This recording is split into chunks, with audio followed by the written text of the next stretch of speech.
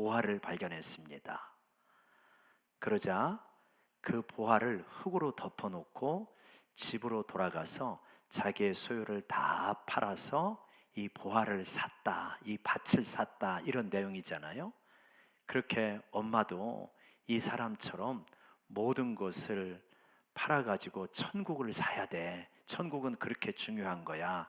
그랬더니 어머니의 반응은, 근데 그 사람 사기꾼 아니냐? 이러더니, 예? 그 밭 주인에게 그걸 돌려줘야지 왜 그걸 사냐? 그렇게 반응해가지고 전도사님이 당황했다고 그렇게 이야기를 하더라고요. 비유라고 하는 것은 모든 것을 설명하는 게 아니라 핵심, 그 전하고자 하는 핵심에 초점이 있는 거지, 모든 것을 다 그렇게 설명하려고 하면 힘들어집니다. 이 비유에서 말하고자 하는 것은 무엇이겠습니까, 여러분? 천국은 내 모든 것을 다 팔아서 살 정도로 귀중한 것이다. 이제 그거를 말하고자 하는 것이죠. 거기서도 보면은 감정을 나타내는 단어가 있는데 그게 뭐였습니까? 기뻐하며. 자기의 소유를 다 팔아가지고 밭을 사는데 억지로 하는 것이 아니라, 마지못해 하는 게 아니라 기뻐하며 자기의 소유를 다 팔아서 그 밭을 샀다, 이렇게 나오거든요. 그만큼 천국은 소중한 것이다. 근데 이 비유에서 천국의 소중함만 말하는 것이 아니라 또 하나의 중요한 사실을 말하는데, 천국은 지금 내가 모든 소유를 팔아서 지금 사서 누릴 정도로 우리에게 임하였다라고 하는 것을 말하기도 합니다. 우리가 생각하기를 천국은 죽어서 가는 곳, 이렇게 생각하면 천국에 대한 아주 일부의 이해에 불과한 거죠. 천국에 대한 비유가, 천국에 대한 말씀이 신약 성경에 많이 나오는데, 이거를 자세히 살펴보면 천국이 지금 우리 가운데 임하였다라고 하는 것이 대부분입니다. 죽어서 천국 간다라고 하는 것은 일부분이에요. 어떤 분은 이거에 대한 책을 쓰면서 한 7, 80%는 천국이 이 땅에 이미 임하였다라고 하는 내용이고, 우리가 죽어서 천국에 간다라고 하는 것은 20, 30%다, 이렇게 이야기하는데, 우리는 약간 천국 가면은 어떻게 생각하냐면, 예수 믿고 천국에 그러니까 죽은 다음에 천국에 간다, 이런 식으로 생각을 하는 거죠. 천국은 멀리 보내버린, 예수님은 이 땅에 오셔서 처음으로 하신 말씀이 회개하라, 천국이 가까이 왔느니라, 이렇게 말씀하셨단 말이에요. 예수님은 천국을 하늘에서 이 땅으로 가져오셨어요. 근데 우리들은 생각하기를 천국은 죽어서 가는 곳으로 생각해 버려갖고 천국을 멀리 보내버렸다. 천국을 가까이 있는 곳은 어디입니까? 김밥 천국. 김밥 천국만 가까이 있어요. 싸게 먹을 수 있어서 아마 김밥 천국이라고 그렇게 한 것 같아요. 그래서 천국은 예수님께서 이 땅에 가까이 가지고 오셨다. 우리 가운데 이미 임한 것이죠. 물론 죽어서 가는 천국 당연한 거죠. 그러나 이 땅에 예수를 믿게 될 때 우리의 삶 속에 천국이 이미 이루어지는 줄로 믿습니다. 자, 그러면 어떻게 하면 나의 삶 속에 천국이 이루어질 수 있겠습니까?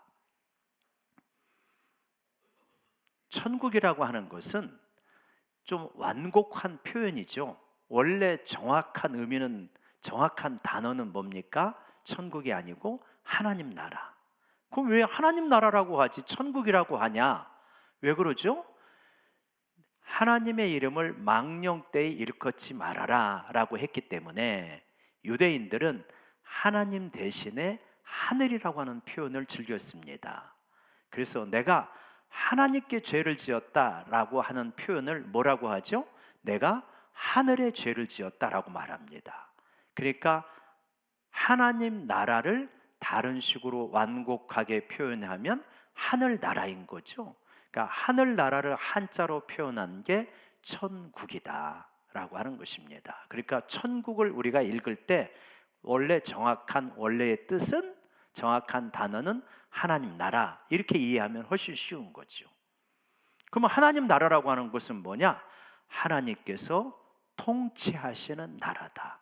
하나님의 통치가 온전하게 이루어지는 것을 하나님 나라고, 그 하나님 나라는 우리들이 가장 살기 원하는 곳이 바로 하나님 나라다. 완벽한 왕께서 공의와 사랑으로 다스리기 때문에 우리들이 가장 행복하게 온전하게 살 수 있는 곳이 곧 하나님 나라다, 이런 것이죠. 그 하나님 나라, 천국이 우리의 삶 속에 이루어지려면 그 하나님 나라의 통치 이념을 잘 이해해야 됩니다. 여러분, 민주주의 국가는 어떤 통치 이념으로 다스려지는 나라입니까? 그 유명한 링컨 대통령이 이야기를 했어요. 민주주의는 뭐라고 합니까? Of the people, by the people, for the people. 국민에 의한, 국민을 위한 국가라는 거예요. 다 알고 있죠, 그죠? 그게 헌법에 나와 있는 거 아니겠습니까? 그런데 하나님 나라는 어떤 겁니까? 그러면 하나님 나라의 통치 이념은 무엇입니까? 바로 의와 사랑이다. 이게 하나님 나라의 통치 이념입니다. 왜요? 하나님이 다스리는 나라잖아요. 하나님의 성품의 속성에 맞게 다스려지는 거죠. 그래서 그 하나님 나라는 어떤 것이다? 정의로운 나라요, 공의로운 나라요, 사랑의 나라이다. 여러분, 우리 가정이 천국, 즉 하나님의 나라가 되려면 쉽습니다. 어떻게 하면 됩니까? 정의로운 가정이 되어지고 사랑이 넘치는 가정이 되어지면 천국이 되어진다. 내 삶이 천국과 같은 삶이 되기를 지금 주님은 원하시는 거거든요. 하나님 나라를 이 땅에 가져오신 거거든요. 그렇게 살 수 있는 길이 있다는 거예요. 어떻게 살면 된다? 의롭게 살면 되고 사랑하면서 살면 된다. 지금 이렇게 말씀하고 있는 것입니다. 먼저 의로운 나라, 의에 대해서 살펴보도록 하겠습니다. 의를 이야기할 때 한 세 가지 정도의 개념이 나오게 되어집니다. 간단하게 설명을 하면 의롭다라고 하는 것은 이런 거죠. 법정적으로 죄가 없이 깨끗하다. 이게 법정적인 의로움입니다. 윤리적인 의로움이 있는 거죠.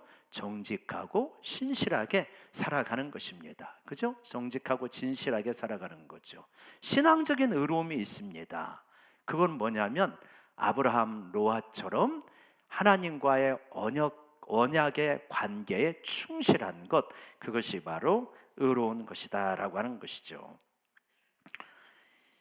여러분, 그 의롭다라고 하는 것은 이 성경에서는 주로 이 관계적인 개념으로 많이 사용이 되어집니다. 우리가 하나님 앞에 어떻게 완전히 의로울 수 있겠습니까? 근데 로마서를 보니까 뭐라고 그러냐면 어떻게 우리가 의로워진다고 말하죠? 온전하게 우리가 원하는 어떤 율법을 다 지켜가지고 의로워지는 것이 아니라 예수 그리스도를 믿음으로 의로워진다. 우리가 100% 완전해진 게 아니에요. 그렇지만 예수 그리스도를 믿게 되어질 때 하나님과 우리의 관계가 온전한 관계로 들어갔다라고 해서 믿음으로 의로워진다라고 이렇게 설명을 하게 됩니다. 여러분, 우리가 의롭게 살아가면 굉장히 편안합니다. 직장인이 있는데 그 직장인이 자기에게 요구가 되어지는 그 근무 시간 있잖아요. 예를 들어서 8시부터 6시까지라고 합시다. 혹은 8시부터 5시까지라고 합시다. 그 시간을 충실하게 일을 하고 나오면 마음속에 이상하게 떳떳한 자부심이 생깁니다.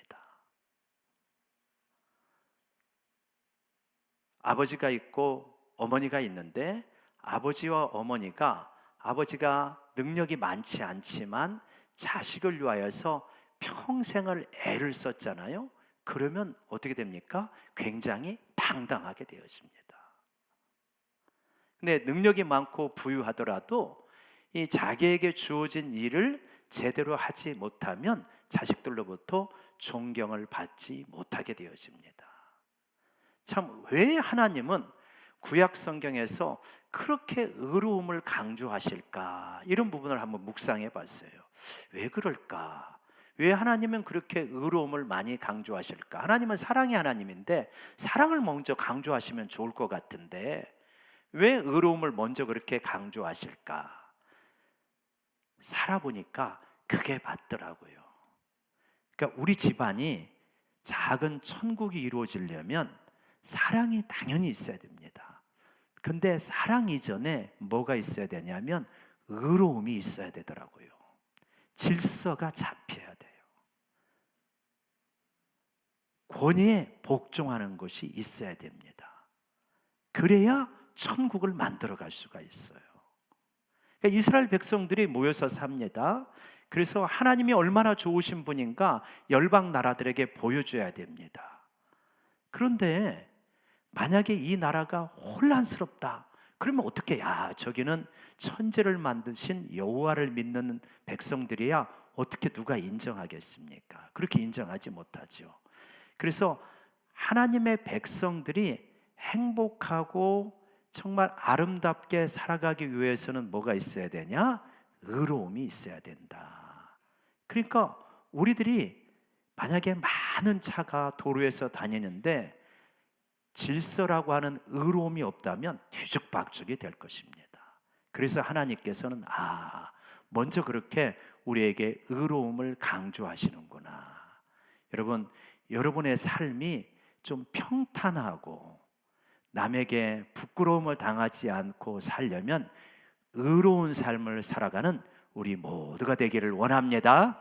의롭게 사랑이 좀 부족하다고 해서 사람들이 비난하지는 그렇게 않습니다. 그러나 의로움에서 떨어지게 되잖아요. 그러면 비난하게 됩니다. 국민들을 왜 사랑하지 않느냐라고 해서 지도자를 끌어내리는 경우는 없습니다. 그러나 의로움이 부족하게 되어지고 의로움을 어기게 되어지면 그 자리에서 끌려 나오게 되는 경우들을 우리가 보지 않습니까? 그만큼 의로움이라고 하는 것은 중요하다. 공동체가 잘 이루어지기 위하여서 의로움은 중요하다라고 하는 것을 알 수 있죠. 이 성경에 보면 삭개오라고 하는 사람이 나옵니다.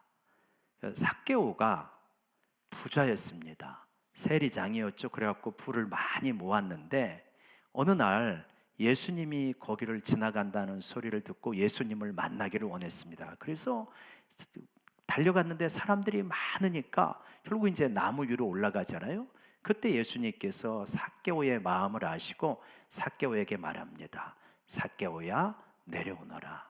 내가 오늘은 너희 집에 묵겠다. 그럽니다. 그래갖고 예수님이 삭개오의 집에 갑니다. 그랬더니 삭개오가 뜻밖의 이야기를 합니다. 지금까지 평생 돈을 모으기 위해서 그렇게 애써온 삭개오예요. 근데 뭐라고 그러냐면 예수님, 이제 내가 예수님을 만나고 참 인생의 의미가 무엇인지를 깨달았습니다. 아마 그렇게 이 생각을 했던 것 같아요. 그래가지고 뭐라고 합니까? 내 재산의 절반을 내가 가난한 자들에게 나눠주겠습니다. 그리고 내가 누구 거 잘못 빼앗은 것이 있고 잘못 거둔 것이 있다면 4배나 돌려주겠습니다. 이렇게 말을 하죠. 그랬더니 예수님께서 뭐라고 합니까? 오늘 이 집에 구원이 임하였다. 그러니까 의롭게 되어지는 거나 구원을 받는 거나 다 똑같은 말이에요. 사실은 다르게 표현하는 것뿐이죠. 영생을 얻는다, 하나님의 나라에 들어간다, 하나님 나라를 본다, 구원을 얻는다, 의롭게 되어진다. 사실은 다 다른 표현인 것이 내용 자체는 같은 거를 다르게 표현하는 것뿐이죠. 그러니까 삭개오가 어떻게 된 거냐? 하나님과의 관계가 회복되어지고 이웃과의 관계가 회복되어진 것이다. 그래서 의롭게 되어집니다. 그래서 이제는 어떻게 됐냐? 예전에는 굉장히 떳떳하지 못하게 살아갔습니다. 부유했지만 내적으로는 부끄러움 느끼는 삶이었는데 이제는 부끄러움을 느끼는 삶이 아니라 떳떳하고 당당한 삶이 되었다라고 하는 것을 삭개오의 변화를 통해서 알 수 있습니다. 여러분, 우리가 의롭게 살아가기 시작하면, 의로움을 의식하며 살아가기 시작하면 우리 안에 당당함과 떳떳함이 생기게 되어집니다. 우리 한번 볼까요? 여러분, 이렇게 우리가 이런 사람들을 보면 존경하게 되잖아요. 이 사람들은 다 젊은 시절에 일찍 죽은 사람들이죠. 안중근 의사도 그렇지 않겠습니까? 안중근 의사도 이 또 히로부미를 저격하고 젊은 나이에 이제 여순 감옥에서 죽음을 맞이하게 되어지는데, 안중근 의사가 이 감옥에 있고 그러할 때 어떤 부분을 말합니까? 그 죄수나 이런 사람들이 어쩌면 그렇게 안중근 의사를 존경하게 되어지는지, 이제 그런 장면들이 나오잖아요. 기록에 보면은. 그러니까 한 젊은이였지만 의로운 삶을 살아가고 민족을 위해서 살아가니까 이 적국의 간수조차도 존경할 수밖에 없습니다. 그 옆에 있는 사람은 누굽니까? 본 회퍼라고 하는 사람입니다. 독일의 신학자인데, 이 나치 히틀러가 이 독일 제국을, 유럽을, 세계를 전쟁으로 몰아넣을 때 저런 미치광이한테 나라를 맡겨두어서는 안 된다라고 생각을 해가지고, 신학자요 목사였지만 이 나치 제국에 충성하는 것 같은 일을 하면서도 실제로는 이 히틀러를 제거하기 위한 음모에 가담했다가 결국 이제 죽음을 당하게 되어지죠. 근데 이 본 해퍼가 이제 죽기 전에 어떤 기록들을 이렇게 보게 되어지면, 옥중의 기록들을 보게 되어지면 한편으로 두려워하는 마음도 있지만 한편으로 영원한 나라에 대한 굉장히 강렬한 소망을 표현합니다. 그리고 그 간수들도 보네퍼를 바라보면서 그가 마치 감옥에서 이렇게 나와서 신문을 받으러 갈 때나 그럴 때 보면 마치 왕과 같은 품격이 있었다, 그런 이야기를 합니다. 그러니까 뭐냐? 의로운 삶을 살아가면 어떻게 되냐? 그 사람은 떳떳할 수밖에 없고 품격이 있는 삶을 살아가게 된다 하는 것을 우리가 볼 수 있습니다. 여러분 어떻습니까? 우리는 지금까지 나라가 일제 시대를 거치고 군사 독재 시대를 거치면서 많이 들었던 이야기가 그런 거잖아요. 어디 가서 튀지 말아라, 모난 돌이 정 맞는다, 그런 소리 많이 들었죠, 그죠? 모난 돌이 정 맞는다. 그러니까 사회가 불의하더라도 그것에서 입 다물고 살으라는 거예요. 왜냐? 일제시대를 살아가니까 불의한 거를 지적하다가 잘못하면 감옥에 끌려갑니다. 군사 독재 시대를 살아가니까 그거를 지적하다가 잘못하면 감옥에 끌려가는 거죠. 근데 우리가 성경을 보니까 하나님의 나라는 어떤 나라이냐? 정의로운 나라요, 공의로운 나라이다. 그래서 여러분, 이 천국이 우리 공동체 안에, 우리 교회 안에, 이 나라 안에 이루어지기 위해서는 우리가 의로움을 회복해야 되는 줄로 믿습니다. 그렇게 되어져야 여기에 천국이 이루어지는 것이죠. 성경에서 의로움을 이야기할 때, 우리 지난번에 작년인가요? 재작년에 설교했을 때 정의와 공의에 대한 말씀을 나눈 바가 있습니다. 성경이 말하는 의로움은 공의와 정의가 나오게 되는데, 공의라고 하는 것은 뭐냐면 가난한 자들도 다 같이 행복하게 살 수 있도록 배려하는 세상이 공의로운 세상입니다. 성경은 그 부분이 굉장히 많아요. 이삭을 줍더라도 다 줍지 말고 남겨두어라, 그렇게 하죠. 추수할 때. 그 모퉁이는 남겨두어라. 왜냐? 가난하고 과부 이방인들이 그거를 주워갈 수 있도록. 그래서 하나님이 기뻐하시는 의로운 세상은 어떤 거냐? 빈부격차가 이렇게 극심하게 벌어지는 세상이 아니라 더불어서 같이 잘 살아가는 세상이 하나님이 기뻐하시는 공의로운 세상이다. 그때 정의는 무엇이냐? 이것이 그냥 이루어지지 않는다. 법정을 통해서 이루어지기 때문에 법정이 공평하게 잘 다스려져야 그것이 정의다라고 이렇게 말씀을 하고 있죠.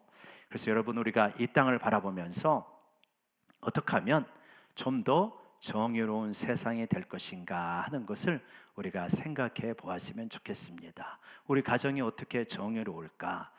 저도 저희 아파트 라인에 사시는 우리 집사님이 계셔서 조심스럽긴 하는데, 우리는 정의가 왜곡되어질 때 나도 모르게 화가 나는 것 같아요. 여러분 아파트도 그런 거 있죠. 이렇게 칸이 있습니다. 그죠? 근데 요새는 아파트마다 다 주차가 이렇게 불편하니까 이렇게 칸이 있는데 그 칸에 넣어놓으면 되잖아요. 그 칸이 다 찬 다음에 그 다음에 이제 그 앞에다가 이중 주차를 하잖아요. 근데 꼭 그런 X가 있습니다. 분명히 여기가 비어 있어요. 근데 앞에다 대, 그죠? 있어요, 없어요? 그럴 때마다 나는 왜 화가 나지? 그런 생각을 해봐요. 왜 화가 나지? 그러니까 우리 마음속에 그게 있는 거예요. 정의가 왜곡되면 화가 나는 게 있는 거예요. 저는 또 교회 이제 스타리아를 몰고 다니니까 차가 커요. 참 거기 들어갈 때 갈등이 생겨요.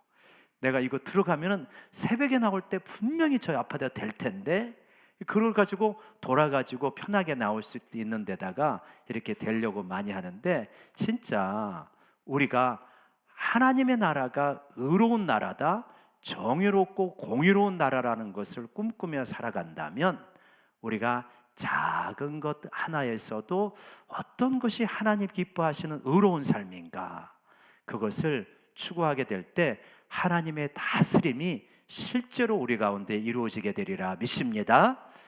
그래서 하나님은 그렇게 말씀하셔요. 내가 기뻐하는 금식이 뭔지 아느냐? 뜻밖의 말씀을 하시는데, 우리는 하나님이 기뻐하는 금식, 굶주리는 거지 당연히 하나님의 나라를 위하여서 기도하는 거지, 이게 기뻐하는 금식이지, 하나님 그렇지 않다 그래요. 이사야서 58장에 이렇게 말해요. 내가 기뻐하는 금식은 이 흉악의 결박을 풀어주며 멍에의 끈을 끌어주며 압제당하는 자를 자유하게 하며 모든 멍에를 꺾는 것이 아니겠느냐. 또 이 줄인 자에게 네 양식을 나누어 주고 헐벗은 자를 보면 입히고 내 고륙을 피하여 숨지 않는 것이 아니겠느냐. 그러면은 내 빛이 새벽같이 비추고 내 치유가 급속할 것이며 내 공의가 앞결에 행하고 하나님의 영광이 뒤를 따르며 네가 부르짖을 때 응답하겠고, 네가 기도할 때 내가 응답하겠고, 네가 부르짖을 때 내가 여기 있다 하리라, 이렇게 말씀하셔요. 그러니까 여러분, 이게 뭐냐면 하나님은 우리가 굶으면서 거짓된 행동을 할 때 굶으면서 금식하면 그거 내가 기뻐하는 금식 아니다.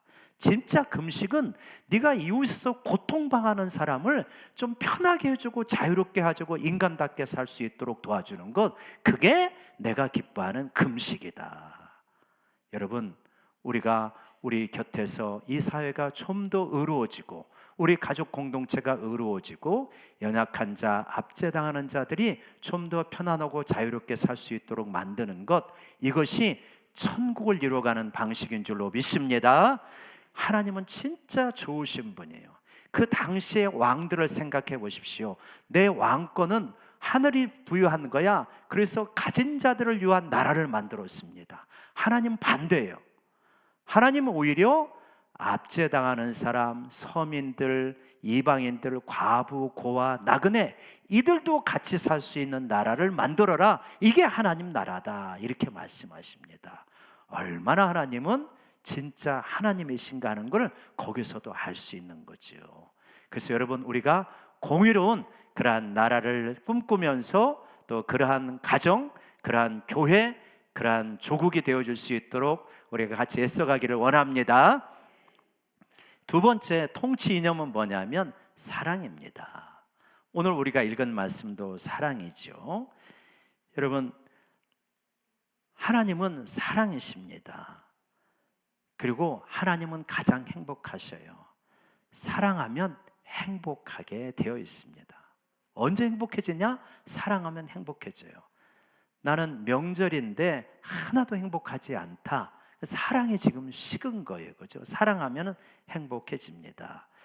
어떤 남편이 목사님하고 이야기를 하는데, 목사님, 저는 진짜 아내를 사랑하는가 봐요. 그래서 목사님이 왜요?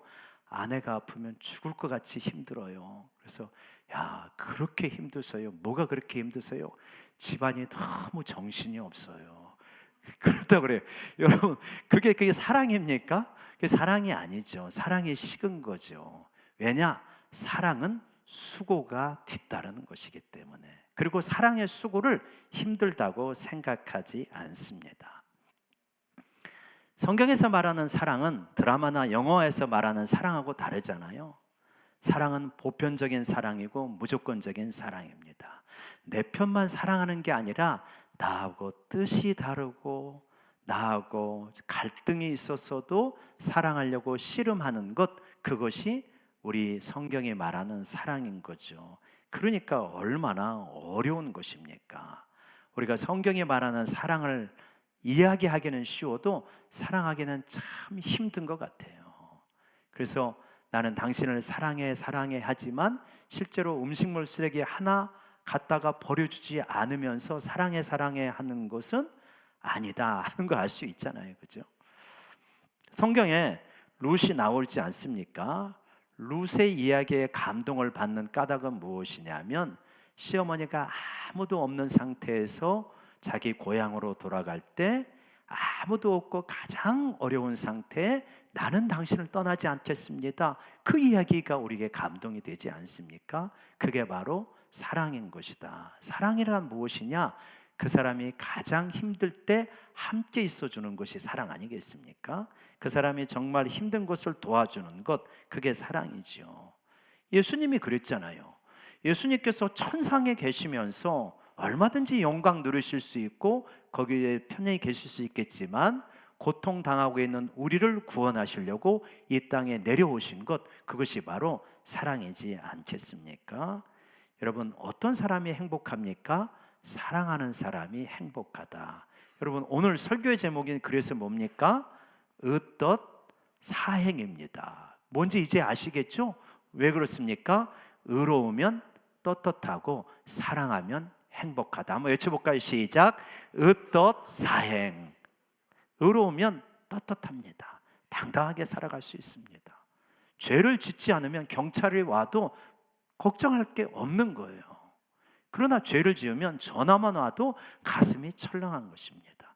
그래서 의로우면 떳떳하고 사랑하면 행복하다. 나는 요새 왜 이렇게 행복감을 못 느끼는지 모르겠다. 왜 그런 거요? 너무 자신에게만 집중되어 있어서, 너무 내 감정만 중요해서, 사랑의 수고를 안 하니까.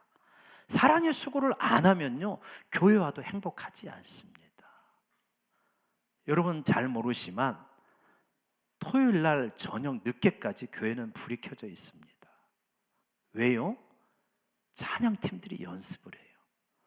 오후에는 일부 찬양팀이, 밤 9시에는 2부 찬양팀이, 청년부실에서는 청년들이 토요일 날 밤 늦게까지 10시, 11시까지 연습하는, 이게 얼마나 이게 힘들겠습니까?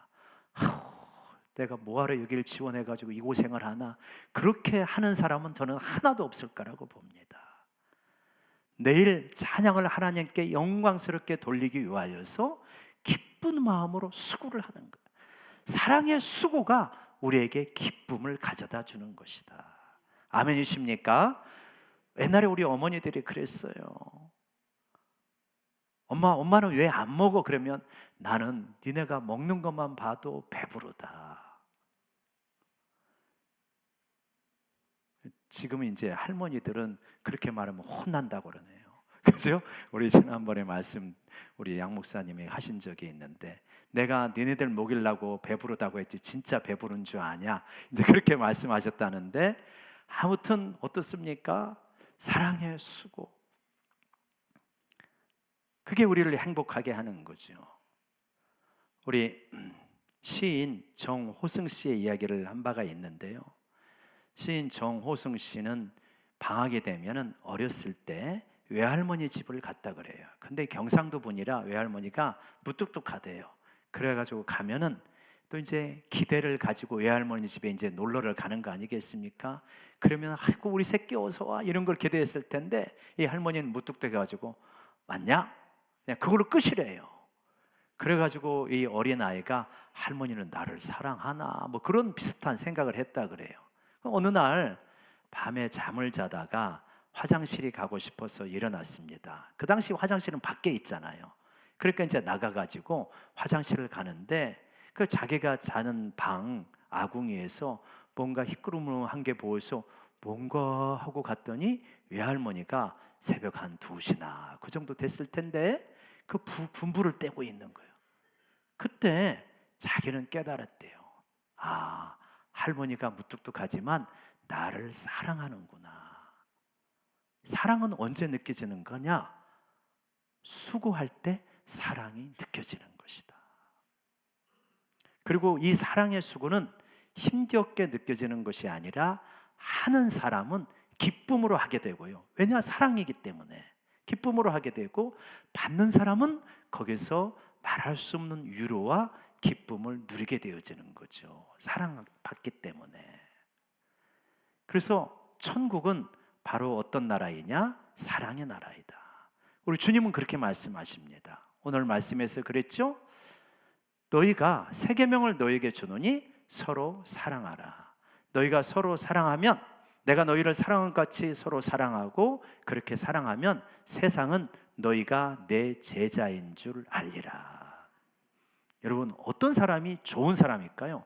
어떤 사람이 인생을 잘 살아가는 걸까요? 하나님 나라 백성으로 살아가면 행복한 사람이고, 하나님 나라 백성으로 살아가면 인생을 후회 없이 잘 살 수 있습니다. 그런데 그게 뭐냐? 2가지라는 거예요. 첫 번째, 의롭게 살아가라는 거예요. 의롭게, 법정적으로 세상적으로도 양심적으로도 부끄러움이 없이 그렇게 살아가려고 애쓰죠. 완벽하지는 않지만. 그런데 내게 주어진 역할이 있습니다. 내게 주어진 몫이 있습니다. 성경이 말하는 의로움은 언약 관계에서 내게 주어진 역할을 충실하게 감당하는 게 의로움이에요. 아버지는 가장으로서의 역할을 하고, 어머니는 어머니로서의 역할을 하고, 자식은 자녀로서의 역할을 잘하면 의로운 것입니다. 사장님은 사장님으로서, 회사원은 회사원으로서 자기 역할을 잘하면 의로운 것이죠. 의롭게 살아가는 것이 잘 살아가는 것이다. 하나님과의 관계에서 하나님을 신뢰하고 따라가면서 살아가는 것이 의로운 것이고, 그게 잘 살아가는 것이다. 또요, 사랑하면서 살아가면 잘 사는 것이다 라고 이렇게 말씀을 하십니다. 이번 명절에 저는 우리 가정들이 완벽하지는 않더라도 작은 천국을 이루어 가기를 원합니다.